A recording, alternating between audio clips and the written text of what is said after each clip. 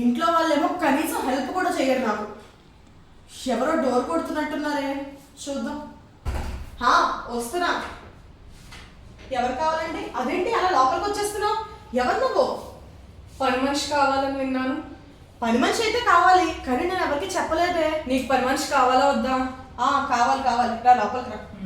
ఏంటి మహారాణిలా కూర్చున్నావు? చాలా గిన్నెలు ఉన్నాయి, ముందు కడిగేసాయి, తర్వాత బట్టలు ఉతికేసాయి. నాకు వాషింగ్ మిషన్ లో వేస్తే ఇష్టం ఉండదు, చేతితో శుభ్రంగా ఉతుకు. ఇల్లంతా మాప్ పెట్టేసాయి, పిల్లలు తినడానికి ఏమైనా స్నాక్స్ చేసి పట్టరా, వెళ్ళు. ముందు అర్జెంట్గా కాఫీ తీసుకురా. కాఫీ పడితే కానీ ఏ పని చేయలేదు. కాఫీ కదా తెస్తాను రా. ఇది పని చేయడానికి వచ్చిందా, నాతో సేవలు చేయించుకోవడానికి వచ్చిందా? అయినా ఈ రోజుల్లో పని మనుషులు టిఫిన్ పెట్టకపోతే పని చేయట్లేదులే. కాఫీగా ఇచ్చేద్దాం. ఇదిగోనే కాఫీ. బాలేదు, టోల్డ్ మిల్క్ తో చేయలేదా? పాలు చక్కగా ఉంటాయి కానీ నాకు ఎక్కవుద్ది. నీ కాళ్ళు ఏంటి అలా ఉన్నాయి? అదేంటి దయ్యం కాళ్ళలాగా వెనక్కున్నాయి నీ కాళ్ళు? ఏంటమ్మగారు, బానే ఉన్నాయి కదా, సరిగ్గా చూడు. బానే ఉన్నాయి బానే ఉన్నాయి. నాకేంటి ఇందాక అలా కనబడింది? సరే పని కానీ. పిల్లలెవరూ రావట్లేదేంటి? రాణి వాళ్ళ సంగతి.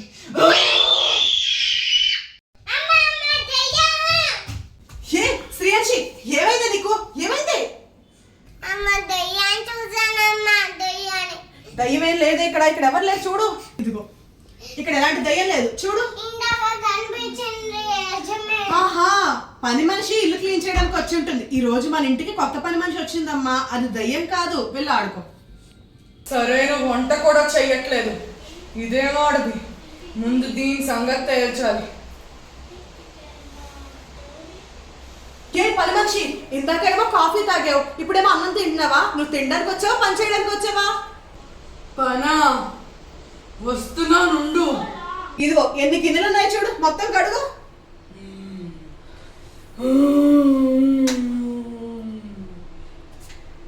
కడిగే. సరే.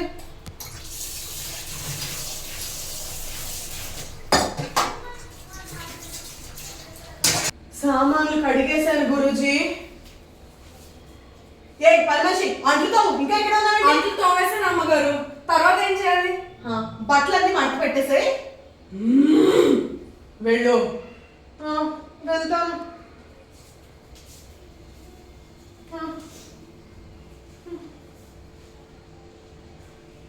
అన్నీ మడత పెట్టేస్తాను.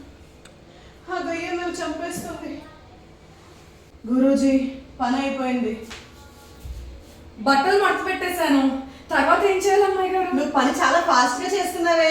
ఇల్లు మొత్తం తుడిచేసేయి. ఓకే. నాకు మూల శక్తి ఉండిపోతే అస్సలు నచ్చదు. మొత్తం నీట్ గా తుడిచేసేయి. తుడుచుకో. ఒంగు.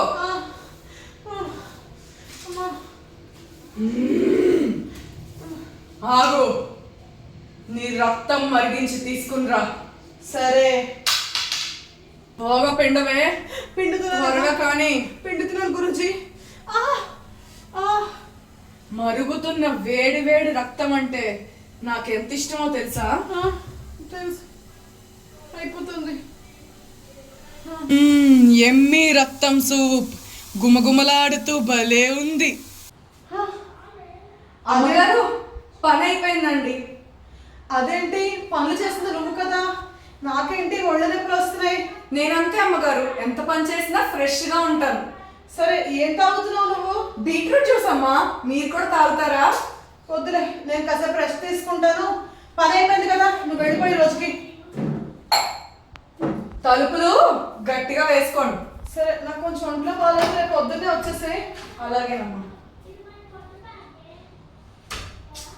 పని మనిషి వచ్చినప్పటి నుంచి ఏదో తేడాగా ఉంది. సరే కాసేపు పడుకుందాం. మళ్ళీ ఎవరు తలుపు పడుతున్నారు? వస్తున్నా. శ్రీ, మీరా?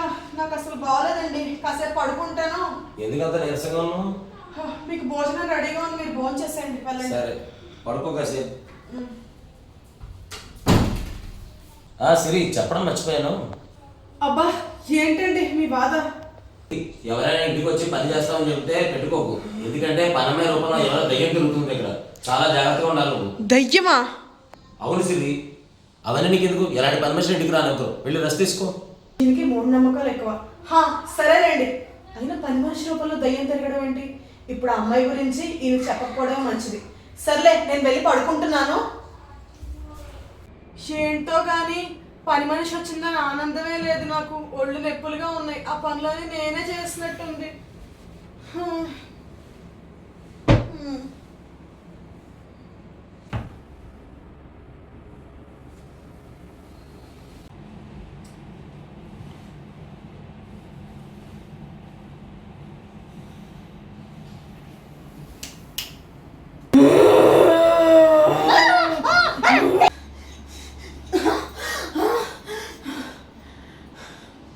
ఎవరు లేరండి. ఆ పని మనిషిని చూశాను. ఈ దుప్పట్లో ఆ పని మనిషిని చూశాను నేను.